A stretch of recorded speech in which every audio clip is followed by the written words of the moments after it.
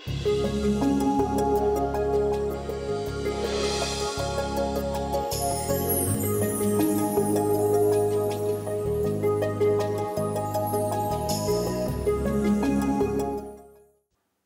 ടെലിവിഷൻ്റെ എല്ലാ പ്രിയപ്പെട്ട പ്രേക്ഷകരെയും ഈ ഡെയിലി മിറർ പ്രോഗ്രാമിലേക്ക് ഹൃദ്യമായി സ്വാഗതം ചെയ്യുന്നു. നമ്മളുടെ ഇന്നത്തെ പരിചിന്തനം വിശുദ്ധ പൗലോസ് കൊറിന്ത്യർക്ക് എഴുതിയ 2-ാം ലേഖനം 12-ാം അധ്യായത്തിൽ 11 മുതൽ പറയുന്ന ചില കാര്യങ്ങളാണ്. പൗലോസിനെക്കുറിച്ച് ഒരുപാട് ആരോപണങ്ങളൊക്കെ കൊറിന്തോസിലെ വിശ്വാസികൾ ഉന്നയിച്ചു. വിശ്വാസികൾ എന്ന് പറയത്തില്ല, അവിടെ നേതൃത്വത്തിലേക്കൊക്കെ വരുവാനായിട്ട് ആഗ്രഹിച്ച് പ്രശ്നങ്ങളുണ്ടാക്കിയിരുന്ന ചിലർ. അതിനുള്ള മറുപടിയായിട്ട് പൗലോസ് പറയുന്ന ചില കാര്യങ്ങളാണ് നമ്മുടെ ഇന്നത്തെ ശ്രദ്ധയ്ക്ക് വിഷയീഭവിപ്പിക്കുന്നത്.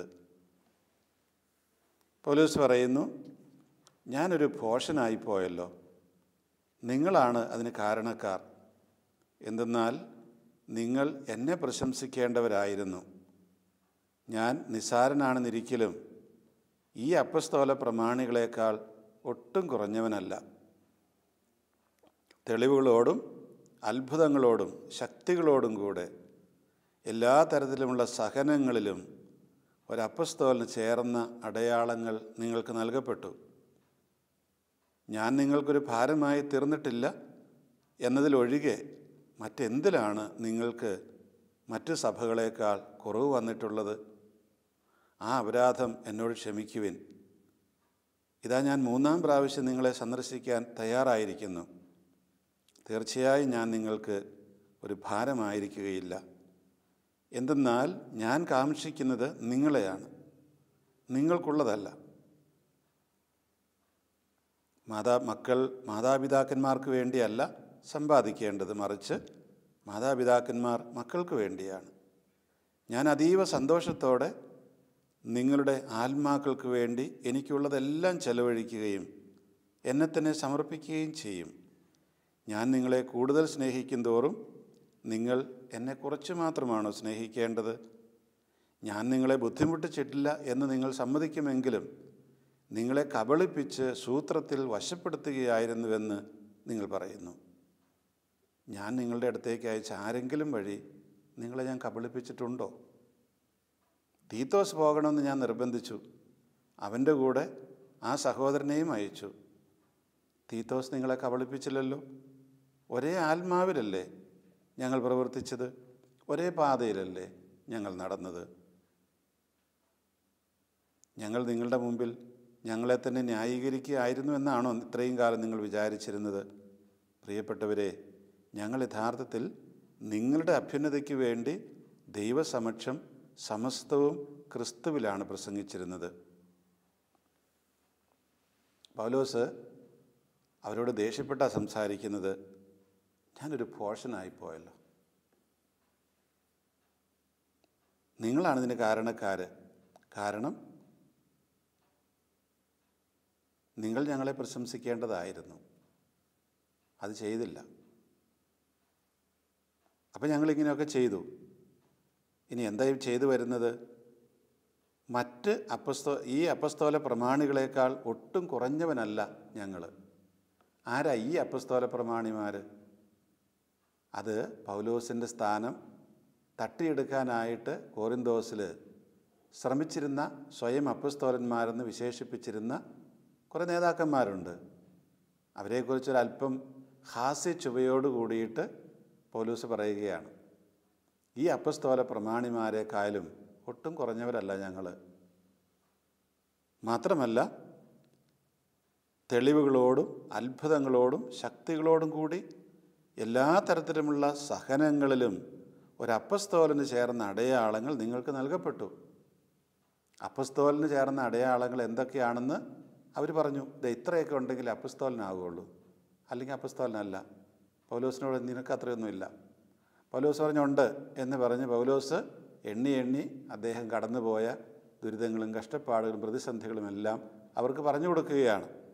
എന്നിട്ട് വീണ്ടും ഒരല്പം പരിഹാസ ചുവയോടുകൂടി പൗലോസ് പറയുകയാണ്, ഞാൻ നിങ്ങൾക്കൊരു ഭാരമായി തീർന്നിട്ടില്ല എന്നതിലൊഴികെ മറ്റെന്തിലാണ് നിങ്ങൾക്ക് മറ്റു സഭകളേക്കാൾ കുറവ് വന്നിട്ടുള്ളത്. ഇവർ പൗലോസിനോട് പറഞ്ഞ ഇതാണ്, മറ്റുള്ള സഭകളൊക്കെ അപ്പസ്തോലന്മാർ സ്ഥാപിച്ചതാണ്, പക്ഷേ നീ സ്ഥാപിച്ച ഈ സഭ ഒരു അപ്പസ്തോലൻ സ്ഥാപിച്ചതായിട്ട് കണക്ക് കൂട്ടാൻ കഴിയില്ല. ഇത് ഈ ജെറൂസലത്തു നിന്നും മറ്റും വന്ന കുറേ മനുഷ്യരും ഉണ്ടായിരുന്നു, യഹൂദന്മാർ തന്നെ. അവരും പറഞ്ഞു, ഇവൻ അപ്പസ്തോലനല്ല, ഞങ്ങൾ അപ്പസ്തോലന്മാർ സ്ഥാപിച്ച സഭയിൽ നിന്ന് വരുന്നവരാ, അത്രയൊന്നും ഇതില്ല ഏതായാലും എന്ന് പറഞ്ഞവരോടാണ് പൗലോസ് പറയുന്നത്, ഇവിടെ ഒരു കുറവ് എന്താണുള്ളത് മറ്റു സഭകളേക്കാൾ? ഞാൻ കാണുന്ന ഒരു കുറവ് ഇത്രയേ ഉള്ളൂ, മറ്റുള്ളിടത്തൊക്കെ നിങ്ങൾ അവർക്ക് വേണ്ടിയിട്ട് ചിലവഴിക്കേണ്ടി വന്നു, പണം ചിലവഴിക്കേണ്ടി വന്നു. ഇവിടെ നിങ്ങൾക്കത് ആവശ്യം വന്നില്ല. ഞാൻ നിങ്ങളെ ഒന്നും ആശ്രയിക്കാതെ ഞാൻ എൻ്റെ സ്വന്തം കൈകൊണ്ട് അധ്വാനിച്ച് ജീവിച്ചു, അതല്ലേ നിങ്ങൾക്കൊരു കുറവ് വന്നുള്ളൂ. ആ അപരാധം എന്നോട് ക്ഷമിക്കുവിൻ. പൗലോസ് വീണ്ടും അവരെ ഒരു അല്പം കളിയാക്കിക്കൊണ്ടാണ് പറയുന്നത്, ഇതൊരു വലിയ അപരാധം തന്നെയാണ്, അതെന്നോട് ക്ഷമിക്കുക, അല്ലാതെ ഇപ്പം എന്നെ ചെയ്യുന്നത്? ഞാനിങ്ങനെ സ്വന്തം കൈകൊണ്ട് അധ്വാനിച്ചു. പൗലോസ് യഥാർത്ഥത്തിൽ കൂടാരപ്പണി എടുത്താണ് ജീവിച്ചത്. തുകൽ കൊണ്ടാണ് കൂടാരം ഉണ്ടാക്കുന്നത്. കൂടാരം ഉണ്ടാക്കാനുള്ള തുകൽ അത് അടിച്ച് പരത്തി അതിന് ദ്വാരങ്ങളൊക്കെ ഇട്ട് വേണം കൂടാരം ഉണ്ടാക്കാനായിട്ട്. അപ്പോൾ നിരന്തരമായിട്ട് പൗലോസ് ഇങ്ങനെ കൂടാരപ്പണിയെടുത്താണ് സ്വന്തം ജീവിതത്തിനുള്ള വക കണ്ടെത്തിയിരുന്നത്. ആരോടും ചോദിച്ച് മേടിച്ചിട്ടൊന്നും അല്ല, ആരുടെ സംഭാവന മേടിച്ചിട്ടല്ല. അദ്ദേഹം അതേക്കുറിച്ചാണ് പറഞ്ഞത്, എനിക്കെല്ലാം ഉണ്ടായിരുന്നു, സ്വത്തൊക്കെ ധാരാളം ഉണ്ടായിരുന്ന മനുഷ്യനാണ് ഞാൻ, എനിക്ക് എന്തോരം വേണമെങ്കിലും സമ്പാദിക്കാമായിരുന്നു. പക്ഷേ അതെല്ലാം ഈശോയെ പ്രതി ഞാൻ ഈശോയെക്കുറിച്ചുള്ള അറിവ് ഏറ്റവും വലുതായതുകൊണ്ട് അതെല്ലാം വേണ്ടെന്ന് വെച്ചിട്ട് ഈ പണിയെടുക്കുകയാണ്. പൗലോസ് തൻ്റെ ലേഖനങ്ങളൊക്കെ എഴുതിപ്പിച്ച് അദ്ദേഹത്തിൻ്റെ സെക്രട്ടറിയെ കൊണ്ടാണ്. കാരണം എഴുതാനുള്ള കൈ വഴങ്ങിയല്ല, അതെല്ലാം തഴമ്പ് പിടിച്ചിരിക്കുകയായത്. ഒരു പ്രാവശ്യമെങ്കിലും പൗലോസ് പറയുന്നുണ്ട്, നോക്കൂ ഞാൻ എഴുതിയിരിക്കുന്ന ഈ അഭിവാദനം എത്ര വലിയ അക്ഷരത്തിലാണ് എന്ന്. കാരണം അദ്ദേഹത്തിന് പേന പിടിച്ച് അല്ലെങ്കിൽ ആ ഒരു എന്താ പറയുന്നത് എഴുത്താണി പിടിച്ച് നേരാമണ്ണം എഴുതാൻ പറ്റുകയില്ലായിരുന്നു. അത്രയധികം അദ്ദേഹത്തിൻ്റെ കയ്യിൽ തഴമ്പുണ്ടായിരുന്നു ഈ പണിയെടുത്തിട്ട്. അപ്പോൾ പൗലോസ് പറയുന്നത്, ഈ ഒരു അപരാധം നിങ്ങൾ ക്ഷമിക്കണം ദയവായിട്ട്, കാരണം നിങ്ങൾക്ക് ഞാനൊരു ഭാരമായിരുന്നില്ല. ഒരുപക്ഷെ അങ്ങനെ ഭാരമായിരിക്കേണ്ടതായിരുന്നു. അത് ഞങ്ങൾക്ക് അവകാശപ്പെടാഞ്ഞിട്ടൊന്നുമല്ല, അവകാശമുണ്ട് അതിന്. പക്ഷെ നിങ്ങൾക്ക് ഞാനൊരു മാതൃക തരാൻ വേണ്ടിയിട്ടാണ്. അതെ, ഇതാ ഞാൻ 3-ാം പ്രാവശ്യം നിങ്ങളെ സന്ദർശിക്കാൻ തയ്യാറായിരിക്കുന്നു. തീർച്ചയായും നിങ്ങൾക്ക് ഞാനൊരു ഭാരമായിരിക്കുകയില്ല.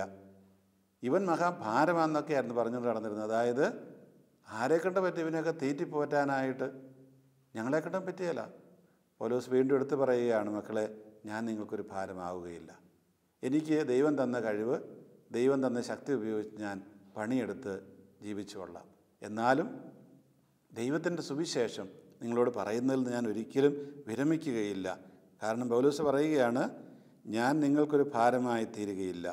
എന്തെന്നാൽ ഞാൻ കാംക്ഷിക്കുന്നത് നിങ്ങളെയാണ്, നിങ്ങൾക്കുള്ളതല്ല. നിങ്ങൾ ചിന്തിച്ചു നോക്കുക, എത്രയോ മഹത്തരമായിട്ടുള്ള ഒരു ആശയമാണ് പൗലോസ് ഇവിടെ അവതരിപ്പിക്കുന്നത്. ഞാൻ കാംക്ഷിക്കുന്നത് നിങ്ങളെയാണ്, നിങ്ങൾക്കുള്ളതല്ല. പലപ്പോഴും നമ്മൾ വീടുകളിൽ കേട്ടിട്ടുണ്ട്, ഇപ്പോൾ ഉണ്ടോ എനിക്ക് അറിഞ്ഞുകൂടാ, അമ്മമാർ പറയും, അവനെ ഞാൻ 10 മാസം വയറ്റിൽ ചുമന്നുകൊണ്ട് കിടന്ന് പ്രസവിച്ചതാണ്, എന്നിട്ട് എനിക്ക് ഈ വയസ്സാം കാലത്ത് ഒരിറ്റ് വെള്ളം തരാൻ അവനില്ല, അവനത് നാണക്കേടാണ്, ഞാൻ ഭാരമായി തീർന്നിരിക്കുന്നു. അപ്പോൾ ഈ മാതാപിതാക്കന്മാർ പോലും ഇങ്ങനെയൊക്കെ ചിന്തിച്ചുകൊണ്ടാണ് മക്കളെ വളർത്തുന്നത്. പ്രതിഫലമൊക്കെ അത്യാവശ്യം കിട്ടും എന്നുള്ളൊരു ചിന്തയിൽ, വയസ്സുകാലത്ത് അവരെ സംരക്ഷിക്കുന്നുള്ള ചിന്തയിലാണ് വളർത്തുന്നത്. ഇവിടെ പൗലോസ് പറയുന്നത്, ഞാനതൊന്നുമല്ല ആഗ്രഹിക്കുന്നത്, എനിക്ക് നിങ്ങളെ മതി. നിങ്ങളെ എന്ന് പറഞ്ഞാൽ അർത്ഥം നിങ്ങളുടെ ആ ജീവിതങ്ങളെ ക്രിസ്തുവിലേക്ക് നിങ്ങൾ കൊണ്ടുവരണം, ക്രിസ്തുവിനുള്ളവരായിട്ട് നിങ്ങൾ രൂപാന്തരപ്പെടണം. പൗലോസ് പറയും, ക്രിസ്തു നിങ്ങളിൽ രൂപപ്പെടുവോളം ഞാൻ പ്രസവവേദന അനുഭവിക്കുകയാണ്. അപ്പോൾ എനിക്ക് വേണ്ടത് നിങ്ങളെയാണ്, നിങ്ങൾക്കുള്ളതല്ല. നിങ്ങൾക്ക് പണമുണ്ടാകാം, സ്വത്തുണ്ടാകാം, വീടുണ്ടാകാം, എനിക്കിതൊന്നും വേണ്ട. എനിക്കാരും ഭക്ഷണവും തരണ്ട, എനിക്കാരും ശമ്പളവും തരണ്ട, ഒന്നും തരണ്ട. പക്ഷേ നിങ്ങൾ എനിക്കുള്ളവരാണ്. ഞാൻ പ്രസംഗിക്കുന്ന ഈ സുവിശേഷത്തിൻ്റെ സാക്ഷികളായിട്ട് നിങ്ങൾ രൂപാന്തരപ്പെടണം. നമുക്ക് എത്ര പേർക്ക് ഇങ്ങനെ പറയാൻ കഴിയുമെന്നുള്ളതാണ് ചോദ്യം. നമ്മൾ പലതരത്തിലുള്ള ജീവിത അന്തസ്സിൽ പ്രവേശിച്ചവരാണ്. എത്ര പേർക്ക് ഇതുപോലെ പൗലോസിനെ പോലെ ആത്മാർത്ഥമായി പറയാൻ കഴിയും, എനിക്ക് വേണ്ടത് നിങ്ങളുടെ സ്വത്തല്ല, നിങ്ങൾക്കുള്ളതല്ല, നേരെ മറിച്ച് നിങ്ങളെയാണ് എനിക്ക് വേണ്ടത്. ഈ ഒരു ചിന്തയോട് കൂടിയിട്ട് നമ്മൾ സുവിശേഷ പ്രഘോഷണം നടത്തുമ്പോഴാണ് യഥാർത്ഥത്തിൽ അത് സുവിശേഷ പ്രഘോഷണമായിട്ട് രൂപാന്തരപ്പെടുക. നമുക്ക് ദൈവികമായിട്ടുള്ള ചില ഒരു ഒരു അനുഭവം ഉണ്ടാകാൻ വേണ്ടി ചെയ്യുന്ന കാര്യങ്ങൾക്ക് വേണ്ടി നമ്മൾ കൊടുക്കേണ്ടി വരും. അത് തീർച്ചയായിട്ടും ഒരു ഭാരമായിട്ടെടുക്കരുത്. പൗലോസ് അവിടെ ഇതെല്ലാം പറഞ്ഞപ്പോൾ പൗലോസിനെ അവർ പോറ്റേണ്ടതായിരുന്നു, ഭക്ഷണം കൊടുക്കേണ്ടതായിരുന്നു, താമസ സ്ഥലം കൊടുക്കേണ്ടതായിരുന്നു. പക്ഷേ ഒരു ആരോപണം അവയ്ക്കാതെ ഒഴിവാക്കാൻ വേണ്ടി പൗലോസ് പറഞ്ഞു, ഞാൻ എൻ്റെ കൈകൊണ്ട് അധ്വാനം ജീവിച്ചുകൊള്ളാം, എനിക്കൊന്നും തരണ്ട. പിന്നെ പൗലോസ് പറഞ്ഞ എന്താണ്? ദരിദ്രരെ മറക്കാതിരിക്കുക, ജെറൂസലത്തെ പാവപ്പെട്ടവർക്ക് എന്തെങ്കിലും കൊടുക്കണം. അപ്പോൾ അതിന് വേണ്ടിയിട്ട് അദ്ദേഹം അവിടെ നിന്ന് അത്യാവശ്യ സംഭാവനയൊക്കെ പിരിച്ചു. അപ്പോഴാണ് അവർ പറയുന്നത് എന്താണ്? ഞാൻ നിങ്ങളെ ബുദ്ധിമുട്ടിച്ചിട്ടില്ല എന്ന് നിങ്ങൾ സമ്മതിക്കുമെങ്കിലും നിങ്ങളെ കബളിപ്പിച്ച് സൂത്രത്തിൽ വശപ്പെടുത്തുകയായിരുന്നു നിങ്ങൾ പറയുന്നു. ശരിയാണ്, ഞാൻ നിങ്ങളെ ബുദ്ധിമുട്ടിച്ചിട്ടില്ല എന്ന് നിങ്ങൾക്കറിയാം, കാരണം നിങ്ങളോട് പണമൊന്നും വാങ്ങിച്ചില്ല. പക്ഷേ എന്താണ്? നിങ്ങളെ കബളിപ്പിച്ച് സൂത്രത്തിൽ വശപ്പെടുത്തുകയാണ് നിങ്ങൾ പറയുന്നത്. എങ്ങനെയാണ് പൗലോസ് കബളിപ്പിച്ചത്? ദൈവത്തെക്കുറിച്ച് നുണ പറഞ്ഞിട്ടാണോ? അപ്പോൾ ഏതെങ്കിലും രീതിയിൽ പൗലോസിനെ നാണം കെടുത്തുക എന്നുള്ളത് മാത്രമേ അവിടെ ലക്ഷ്യമുള്ളൂ. ഈ നേതാക്കന്മാരുടെ ലക്ഷ്യം, ഈ അപ്പസ്തോല പ്രമാണിമാരുടെ ലക്ഷ്യം, അത് പാവങ്ങളായ മനുഷ്യർ സാധാരണക്കാരത് വിശ്വസിക്കുകയും ചെയ്യുന്നു. നമുക്കറിയാം, ഈ സാധാരണ മനുഷ്യർ ഒരാൾ പറയുമ്പോൾ അങ്ങോട്ട് ചായും, വേറൊരാൾ പറയുമ്പോൾ ഇങ്ങോട്ട് ചായും. ഇത് തന്നെയാണ് അന്നവിടെ സംഭവിച്ചിരുന്നത്. ഈ അപ്പസ്തോല പ്രമാണികൾ പറഞ്ഞു ശരിയാണ്, പൗലോസ് പറഞ്ഞത് സത്യമാണ്, അവൻ നമ്മളിൽ നിന്ന് ശമ്പളമൊന്നും വാങ്ങിക്കുന്നില്ല, നമ്മളിൽ നിന്ന് അവൻ പണമൊന്നും വാങ്ങിക്കുന്നില്ല, നമ്മളിൽ നിന്ന് അവൻ ഭക്ഷണം വാങ്ങിക്കുന്നില്ല, നമ്മളിൽ നിന്ന് അവനൊന്നും മേടിക്കുന്നില്ല, എങ്കിലും അവൻ നമ്മളെ സൂത്രത്തിൽ കബളിപ്പിച്ച് വശത്താക്കുകയാണ് ചെയ്യുന്നത്. കുറേ നുണയെല്ലാം പറഞ്ഞിട്ട്, അല്ല അങ്ങനെ കിട്ടും ഇങ്ങനെ കിട്ടുമെന്നൊക്കെ പറഞ്ഞ് നമ്മളെ വശത്താക്കുകയാണ് ചെയ്യുന്നത്. ഇത് അന്നും ഇന്നും എല്ലാം സത്യമാണ്. വാസ്തവത്തിൽ ഈ തരത്തിലുള്ള ആരോപണങ്ങൾ അന്നും ഇന്നും എല്ലാം സത്യം തന്നെയാണ്. നമ്മൾ എത്ര ആത്മാർത്ഥയോടു കൂടി പറഞ്ഞാലും അതിനെല്ലാം വളച്ചൊടിച്ച് ദുർവ്യാഖ്യാനം ചെയ്യുന്ന ധാരാളം പേരൊന്നും സമൂഹത്തിലുണ്ടാവുകയും അത് വിശ്വസിക്കുന്നവരും ധാരാളമായിട്ടുണ്ടാവുകയും ചെയ്യും. അങ്ങനെ ഈ പറയുന്ന വ്യക്തിക്ക് പിന്നെ ജീവിക്കാൻ പറ്റാത്ത അവസ്ഥയുണ്ടാകും. അയാൾ വിശ്വാസതയില്ലാത്ത മനുഷ്യനായിട്ട് രൂപാന്തരപ്പെടും. നമ്മൾ ഒരു വ്യക്തിയുടെ വിശ്വാസത ഇല്ലാതാക്കാൻ വേണ്ടിയിട്ട് ഇതുപോലെയുള്ള കഥകൾ സൃഷ്ടിച്ചാൽ മതി. സൂത്രത്തിൽ വശപ്പെടുത്തി എന്ന് പറയുമ്പോൾ പിന്നീട് ഇയാൾ സംസാരിക്കുമ്പോൾ എപ്പോഴും വിചാരിക്കും, അയാൾ പറഞ്ഞതിൽ എന്തെങ്കിലും ഒരു സൂത്രമുണ്ട്. ചുരുക്കത്തിൽ പിന്നീടുള്ള അയാളുടെ ഒരു സംസാരവും ആളുകൾ വിശ്വസിക്കാത്ത അവസ്ഥയിലെത്തും. അങ്ങനെ ധാരാളം അനുഭവങ്ങൾ നമ്മുടെ സമൂഹത്തിലുണ്ട്. പൗലോസ് ഓർമ്മപ്പെടുത്തുന്നൊരു കാര്യം ഇതാണ്, ഇങ്ങനെയൊക്കെ സംഭവിച്ചാൽ നമ്മൾ നമ്മുടെ ദൗത്യത്തിൽ നിന്ന് പിന്മാറരുത്. ഇതെല്ലാം മനുഷ്യൻ്റെ ഗതിയിൽപ്പെടുന്നതാണ്, അല്ലെങ്കിൽ മനുഷ്യൻ്റെ സ്വഭാവത്തിൽപ്പെടുന്നതാണ്. പക്ഷേ അതുകൊണ്ടൊന്നും നമ്മൾ പിന്മാറാൻ പാടില്ല, നമ്മൾ പിടിച്ചു നിൽക്കണം. ഇത് തന്നെയാണ് ക്രൈസ്തവ ദൗത്യമെന്ന് പറയുന്നത്. ഈശോയുടെ ജീവിതം മാത്രം എടുത്താൽ മതി. ഈശോ സത്യമൊക്കെ പറഞ്ഞ് എല്ലാ കാര്യങ്ങൾ പറഞ്ഞപ്പോൾ അവർ പറഞ്ഞു ഇവന് ഭ്രാന്തുണ്ട് എന്ന് പറഞ്ഞ് അവനെ പിടിച്ചുകൊണ്ട് പോകാനായിട്ട് അവൻ്റെ സഹോദരന്മാർ തന്നെയാണ് വന്നത്. നമ്മൾ പലപ്പോഴും സത്യം പറയുമ്പോൾ, ശരിയായിട്ടുള്ള കാര്യം പറയുമ്പോൾ നമ്മൾ നുണ പറയും. നമ്മുടെ വാക്കുകൾ അത് മറ്റുള്ളവർക്ക് രസിക്കാതാകും. രാജാവിൻ്റെ കഥ നിങ്ങൾക്കറിയാം. രാജാവ് നഗ്നനാന്ന് കുട്ടിക്ക് മാത്രമേ വിളിച്ചു പറയാൻ തോന്നുന്നില്ല. അവൻ കുട്ടി സത്യസന്ധനായിരുന്നതുകൊണ്ട് വലിയ കാപട്ടി ഒന്നും തലയില്ലായിരുന്നുകൊണ്ട് കുട്ടി വിളിച്ചു പറഞ്ഞു, രാജാവ് തുണി കൊടുത്തിട്ടില്ല. അപ്പോഴാണ് എല്ലാവർക്കും മനസ്സിലായത് എന്ന് പറഞ്ഞാൽ അവർ കാണാഞ്ഞിട്ടല്ല, പക്ഷെ അവർക്ക് പറയാൻ ധൈര്യമില്ല. രാജാവ് ഒന്നും കൊടുത്തിട്ടില്ലെങ്കിലും പറയും എല്ലാം നല്ല രാജകീയ വേഷത്തിലാണെന്ന് പറഞ്ഞുകൊണ്ട് നടക്കുന്ന മനുഷ്യർ. അപ്പോഴതുകൊണ്ട് നമ്മൾ എന്തെല്ലാം സംഭവിച്ചാലും നമുക്ക് ഇങ്ങനെ പറയാനായിട്ട് കഴിയുന്നില്ലെങ്കിൽ നമ്മുടെ യഥാർത്ഥത്തിലുള്ള ആ ഒരു മിഷണറി പ്രവർത്തനം, ക്രൈസ്തവ ദൗത്യം നിർവഹിക്കപ്പെട്ടിട്ടില്ല എന്നാണ് പൗലോസ് നമ്മളെ ഓർമ്മപ്പെടുത്തുന്നത്. പിന്നെ വീണ്ടും ചോദിക്കുകയാണ്, ഞാൻ നിങ്ങളുടെ അടുത്തേക്ക് അയച്ച ആരെങ്കിലും വഴി ഞാൻ നിങ്ങളെ കബളിപ്പിച്ചിട്ടുണ്ടോ? തീത്തോസ് പോകണമെന്ന് ഞാൻ നിർബന്ധിച്ചു, അവൻ്റെ കൂടെ ആ സഹോദരനെയും അയച്ചു. തീത്തോസ് നിങ്ങളെ കബളിപ്പിച്ചില്ലല്ലോ. ഒരേ ആത്മാവിലല്ലേ ഞങ്ങൾ പ്രവർത്തിച്ചത്, ഒരേ പാതയിലല്ലേ ഞങ്ങൾ നടന്നത്. പിന്നെ നിങ്ങൾ വിചാരിക്കുന്നു ഞങ്ങളെന്താ ഇതെല്ലാം പറഞ്ഞ് ഞങ്ങളെ തന്നെ ന്യായീകരിക്കാന്നാണ് കരുതുന്നത്. അതും വേണ്ട പ്രിയപ്പെട്ടവരെ. ഞങ്ങൾ യഥാർത്ഥത്തിൽ നിങ്ങളുടെ അഭ്യുന്നതിക്ക് വേണ്ടി ദൈവസമക്ഷം സമസ്തവും ക്രിസ്തുവിലാണ് പ്രസംഗിച്ചിരുന്നത്. ഈ ഒരു ചിന്ത പൗലോസ് പറയുകയാണ് നിങ്ങൾക്കുണ്ടാവണം. ഞങ്ങൾ ന്യായീകരിക്കാൻ വേണ്ടിയൊന്നുമല്ല, ഞങ്ങൾക്കൊരു ജീവിതമാർഗം കണ്ടെത്താൻ വേണ്ടിയുമല്ല. പ്രത്യേക നിങ്ങൾ ദൈവസമക്ഷം ക്രിസ്തുവിൽ നിങ്ങൾക്ക് വേണ്ടിയിട്ട്, നിങ്ങളുടെ അഭ്യുന്നതിക്ക് വേണ്ടിയിട്ട് ഞങ്ങൾ അധ്വാനിക്കുകയാണ് ചെയ്യുന്നത്. അതിനപ്പുറത്തൊന്നുമില്ല. യാതൊരു തരത്തിലുള്ള സ്വാർത്ഥ ലക്ഷ്യങ്ങളുമില്ല. നമ്മുടെ പൊതുജീവിതത്തിലായാലും നമ്മളുടെ ക്രൈസ്തവ നേതൃത്വ ജീവിതത്തിലായാലും ഒക്കെ, അല്ലെങ്കിൽ സാധാരണ ജീവിതത്തിലായാലും ഈ ഒരു തത്വം വളരെ പ്രസക്തമാണ്. നമ്മൾ ആത്മാർത്ഥയോട് കൂടിയിട്ട് ചെയ്യണമെന്നുള്ള ആ ദൗത്യ നിർവഹണ ആ ഒരു ചിന്ത നമ്മളിൽ രൂഢമൂലമായി കഴിയുമ്പോൾ നമ്മൾ കൈയും മെയ്യും മറന്ന് ആത്മാർത്ഥയോട് കൂടിയിട്ട് കാര്യങ്ങൾ ചെയ്യാൻ ഇറങ്ങും. അപ്പോൾ ഇറങ്ങുമ്പോൾ ഇത് ഇഷ്ടപ്പെടാത്ത ധാരാളം മനുഷ്യരുണ്ടാകും. നമ്മൾ സത്യസന്ധതയോടുകൂടി ചെയ്യുമ്പോൾ ഓട്ടോമാറ്റിക്കായിട്ട് ആളുകൾ നമ്മുടെ ചുറ്റും കൂടും. ആളുകൾ ചുറ്റും കൂടും മാത്രമല്ല, നമ്മളെ ചിലപ്പോൾ നേതൃസ്ഥാനത്തേക്ക് കൊണ്ടുവന്നു എന്നും വരും. കുറച്ചൊരു സാമൂഹ്യമായിട്ടൊക്കെ ഇടപെടലുകൾ നടത്തുന്ന വ്യക്തികൾ നമ്മുടെ ചുറ്റുപാടുമുണ്ടാകും. ഏത് കാര്യം വന്നാലും അവരെ ആയിരിക്കും എല്ലാത്തിൻ്റെയും നേതൃത്വത്തിലേക്ക് കൊണ്ടുവരിക. എന്തെങ്കിലും ഒരു വികസന സമിതി വരുന്നു, അപ്പോൾ എല്ലാവരും കൂടെ പറയും വികാരിച്ചൻ മതി, ബാക്കി ആർക്കും പറ്റില്ല, വികാരിച്ചനെ വികസന സമിതിയുടെ ചെയർമാൻ, അല്ലെങ്കിൽ ഒരു കോഓപ്പറേറ്റീവ് സൊസൈറ്റി അതിൻ്റെ ചെയർമാൻ വികാരിച്ചനെ ആക്കാം എന്ന് പറഞ്ഞാൽ എന്താണ്? അദ്ദേഹം എല്ലാത്തിലും ഇടപെടുന്നു, ആത്മാർത്ഥയോട് കൂടിയിട്ട്, പ്രതിഫലേച്ഛയൊന്നും കൂടിയിട്ട് ഇല്ല പ്രതിഫലേച്ഛ കൂടാതെ. അങ്ങനെ വരുമ്പോൾ ആളുകൾ ഒരു വിശ്വാസ്യത ഈ വ്യക്തിക്ക് കൊടുക്കുകയാണ്, പിന്നെ എല്ലാത്തിലേക്കും കൊണ്ടുവരികയാണ് ചെയ്യുന്നത്. അപ്പോൾ നമ്മൾ ഓർക്കേണ്ടത്, ഇങ്ങനെയൊക്കെ സംഭവിക്കുമ്പോൾ അതിലൂടെയെല്ലാം കർത്താവ് നമ്മളെ മഹത്വപ്പെടുത്തുകയാണ് ചെയ്യുന്നത്, കർത്താവ് നമ്മളെ പ്രശംസിക്കുകയാണ് ചെയ്യുന്നത്. നമ്മുടെ ജീവിതം, നമ്മുടെ ക്രൈസ്തവ ജീവിതം ശരിയായ പാതയിലാണ് എന്ന് കാണിച്ചു തരികയാണ് ചെയ്യുന്നത്. അപ്പോൾ ഈ പൗലോസിൻ്റെ ജീവിതാനുഭവങ്ങൾ വാസ്തവത്തിൽ നമ്മുടെ ജീവിതത്തിൽ എപ്പോഴും നമുക്ക് വഴികാട്ടിയായിരിക്കേണ്ടതാണ്. പൗലോസിൻ്റെ ജീവിതാനുഭവങ്ങൾ എന്ന് പറഞ്ഞാൽ ആദ്യമുള്ള അനുഭവങ്ങൾ എടുത്തു നോക്കുക. ആ മനുഷ്യൻ ക്രിസ്തുമതത്തിൻ്റെ ക്രിസ്ത്യാനികളുടെ ശത്രുവായിരുന്നു, ക്രിസ്തുവിനെ പീഡിപ്പിച്ചവനാണ്, ക്രിസ്ത്യാനികളെ കൊണ്ടുപോയി ജയിലിലടച്ചവനാണ്. പക്ഷേ ആ മനുഷ്യൻ ബോധ്യം വന്നു കഴിഞ്ഞപ്പോൾ, കർത്താവ് പൗലോസിനെ സ്പർശിച്ചു കഴിഞ്ഞപ്പോൾ, പെട്ടെന്ന് പൗലോസിൻ്റെ ആ ചിന്തകളെല്ലാം മാറി നേരെ മറിച്ച് ക്രിസ്തുവിന് വേണ്ടി ജീവിക്കുന്ന ഒരു മനുഷ്യനായിട്ട് രൂപാന്തരപ്പെട്ടു. നമ്മൾ ചിന്തിച്ച് നോക്കുക, ആ കാലഘട്ടത്തിൽ 2000 വർഷങ്ങൾക്ക് മുമ്പ് പൗലോസ് എന്തുമാത്രം യാത്രകൾ ചെയ്ത ആ മനുഷ്യൻ.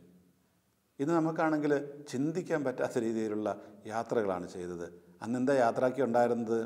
മാധ്യമങ്ങൾ. ഇന്നത്തെ പോലെ വാഹനങ്ങളൊന്നുമില്ല, ഒരു പക്ഷേ വല്ല കുതിരവണ്ടിയോ പായ്ക്കപ്പലോ ഒക്കെ ഉണ്ടായിരുന്നിരിക്കുക. പക്ഷേ ആ പരിമിതമായിട്ടുള്ള സാഹചര്യത്തിൽ അത്രയും വലിയൊരു പ്രദേശത്ത് അദ്ദേഹം ഈ കർത്താവിൻ്റെ സുവിശേഷം പ്രസംഗിച്ചെന്നുള്ളതാണ്.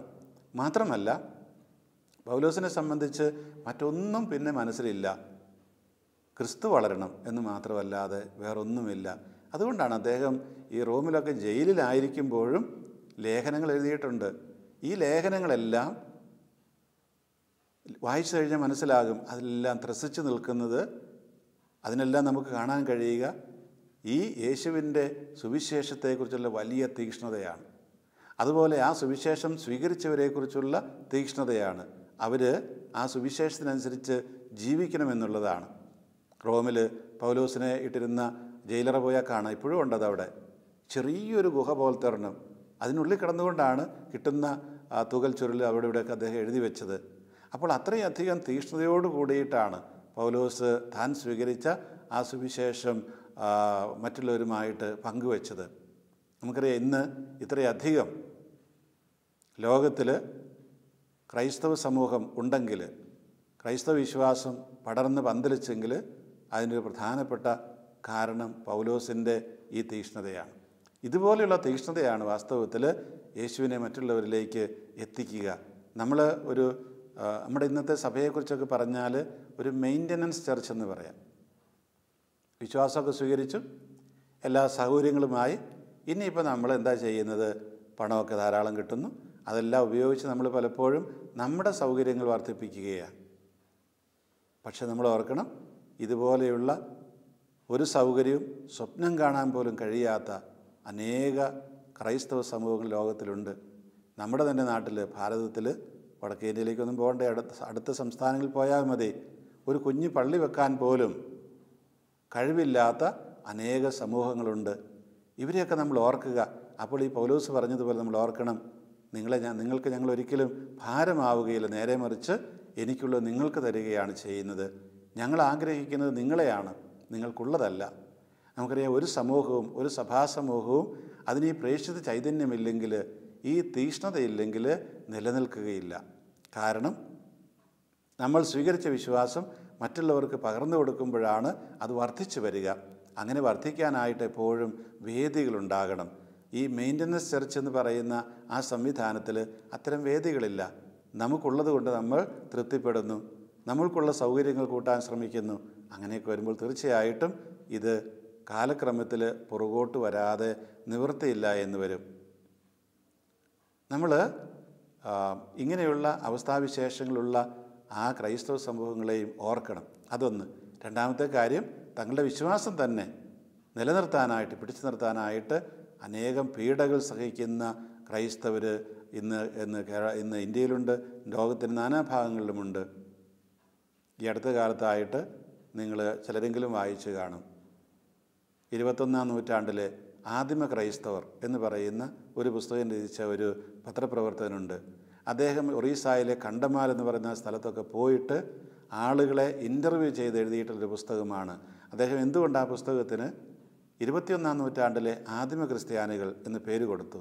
കാരണം മറ്റൊന്നുമല്ല, ഈ 21-ാം നൂറ്റാണ്ടിലും ആദിമ ക്രൈസ്തവരെ പോലെ പീഡകൾ സഹിച്ച്, ശാരീരികമായ മാനസികമായ പീഡകൾ സഹിച്ച്, ഉള്ളതെല്ലാം നഷ്ടപ്പെട്ട് തങ്ങളുടെ വിശ്വാസം നിലനിർത്താൻ പരിശ്രമിക്കുന്നവരുണ്ട് എന്ന് അദ്ദേഹം കണ്ടെത്തിയത് കൊണ്ടാണ് ആ പുസ്തകത്തിന് ആ പേര് കൊടുത്തിരിക്കുന്നത്.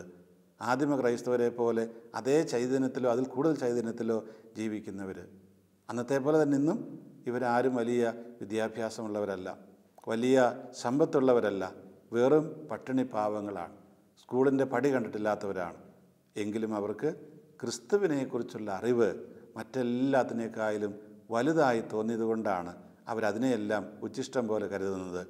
അവർക്ക് ലഭിക്കാമായിരുന്ന എല്ലാ സർക്കാർ ആനുകൂല്യങ്ങളും, അതുപോലെ തന്നെ അവർക്ക് തിരിച്ചു കിട്ടാമായിരുന്ന അവരുടെ സ്വത്തും സമ്പത്തും എല്ലാം വേണ്ട എന്ന് വെച്ചിട്ടാണ് അവർ ഈ ക്രൈസ്തവ വിശ്വാസം കാത്തു സൂക്ഷിക്കുന്നത്.